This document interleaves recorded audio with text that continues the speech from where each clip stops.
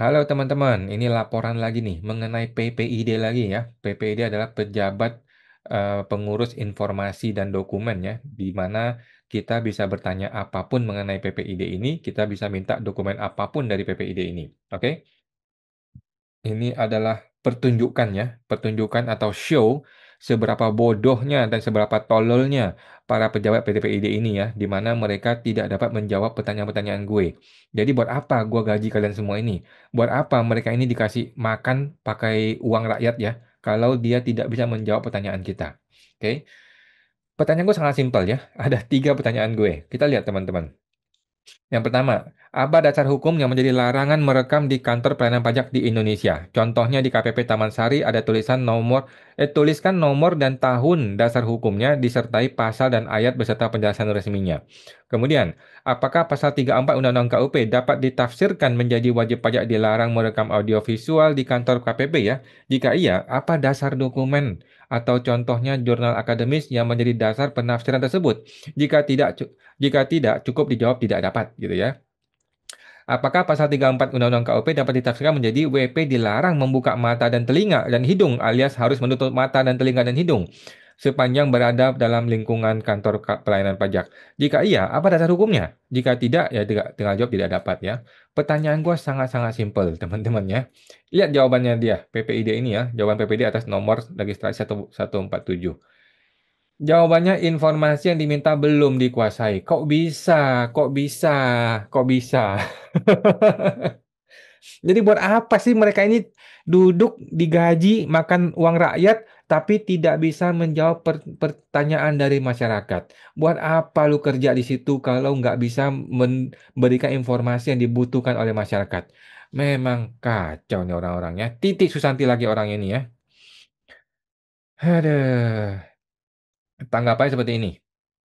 Yang pertama, gue minta dasar hukum. Mana dia? Yang pertama adalah gue minta dasar hukum. Ya kan? Tanggapannya seperti ini.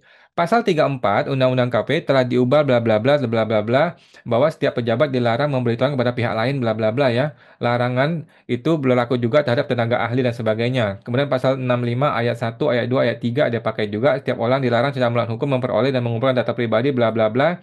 Pasal 11 huruf K Peraturan Menteri Keuangan PMK 17 ya. Dalam melakukan pemeriksaan untuk wajib merahasiakan pada pihak lain yang tidak berhak bla bla bla ya.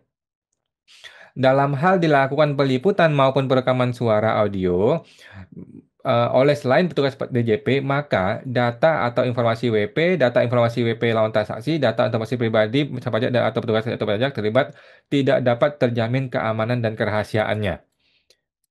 Lah, sama sekali tidak menjawab, bos. Tidak menjawab pertanyaan gue.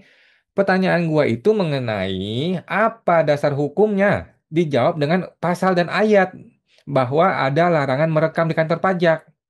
Tidak dijawab, teman-teman. Dia malah memutar, muter, muter, muter, dan muter. Mengutip undang-undang yang aneh-aneh yang di situ tidak ada tulisan dilarang merekam di kantor pajak. Kemudian dia membuat tafsir lagi di sini. Ini kan tafsir, teman-teman ya. Informasi ini tidak ada di undang-undang manapun. Informasi ini adalah tafsir dari petugas pajak PPID. Sementara dia bilang dia tidak mau mentafsir. Dia bilang dia tidak boleh membuat tafsir terhadap hukum. Lah ini lu sedang mentafsir. Wah, gimana ini PPID ini kacau, kacau PPID ini ya.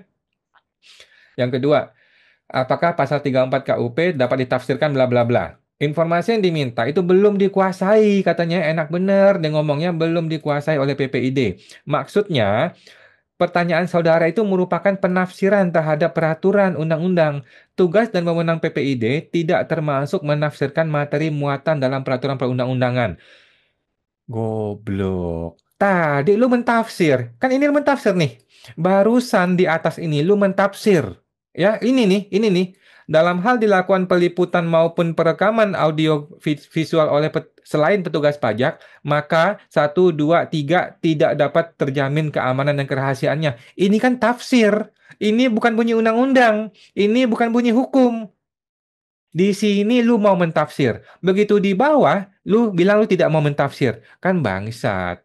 Orang goblok, orang tolol namanya begini cara kerjanya ya. Tolong dong si Titik Susanti, siapa tadi namanya? Titik, siapa?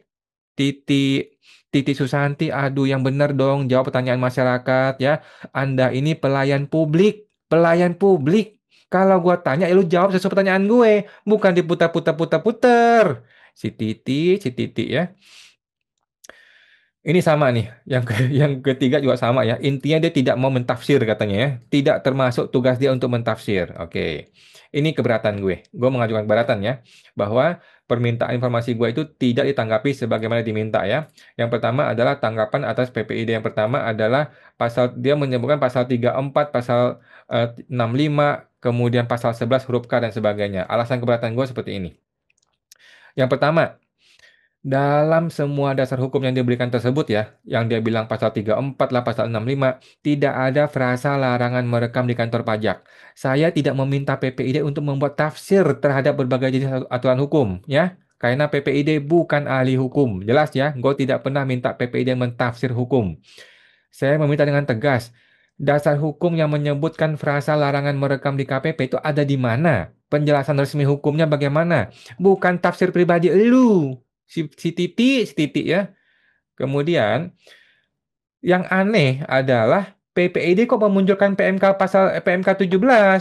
Padahal pada jawaban PPID sebelumnya, PPID menolak menjawab atau menyatakan tidak menguasai informasi sehubungan dengan PMK 17. Ya, teman-teman boleh nonton di video gue sebelumnya. Dikarenakan sudah dicabut PMK tersebut dan tidak berlaku. Kok di sini kok dia bisa munculkan informasi tersebut ya? Sedangkan di sana kok dia bilang informasi belum dikuasai. Kampret, kampret ya. Yang B dan C ini sama nih. Intinya dia bilang dia belum kuasai karena tugas dan wewenang PPID tidak termasuk menafsirkan materi muatan undang-undang. Alasan keberatan gue adalah barusan aja lu mentafsirkan. Barusan dari tanggapan yang di atas tadi ya, lu membuat tafsir atas pertanyaan sebelumnya ya. PPID membuat tafsir terhadap berbagai dasar hukum. Tadi ini barusan aja nih ya. Loh, kenapa yang ini lu tidak mau membuat tafsir ya? Jadi ketika PPID merasa diuntungkan, maka PPID membuat tafsir. Ketika PPID tidak diuntungkan, PPID tidak mau membuat tafsir. Begitu cara kerja lu semua. Si Titi ini. Memang si Titi Susanti ini ya. Kacau nih orang-orang ini ya. Buat apa mereka ini digaji pakai uang rakyat, pakai pajak kita, berkeringat-keringat, bertetes darah air mata kita ini kerja ya, bayar pajak dan pajak itu dipakai untuk menggaji si Titi Susanti tersebut dan dia tidak bisa menjawab dengan alasan kami tidak mau mentafsir. Tetapi di lain pihak dia mentafsir undang-undang yang lain. Memang kayaknya orang ini ya. Oke teman-teman ya, nanti sidang ini akan segera masuk ke sengketa informasi pusat dan akan kita siarkan secara langsung ya, secara secara terbuka untuk umum. Karena sidang di Komisi Informasi Pusat adalah sidang yang terbuka untuk umum. Gua mau tahu Titik Susanti ini mana orangnya ya? Kenapa dia bisa menjawab A di sana, di sini B, di sana A kok di sini nggak berani sebut A lagi gitu ya? Kenapa di sana ngomong B, di sini kok yang B nggak diomongin gitu? Jadi kacau balau nih PPID, kacau balau teman-teman ya. Segitulah rusaknya birokrasi dan proses kepegawaian di Kementerian Keuangan ya. Semua pertanyaan gua nggak bisa dijawab dengan baik dan benar ya. Sekolah nggak sih mereka ini? Gua nggak tahu ya. Tapi pasti sekolah lah ya. Tetapi kok begini hasilnya? Kok nggak bisa menjawab pertanyaan masyarakat ya? Bukannya gue dijawab malah diputar-putar. Aduh, nggak ngerti gua. Oke teman-teman ya, sampai jumpa. Semoga terbantu.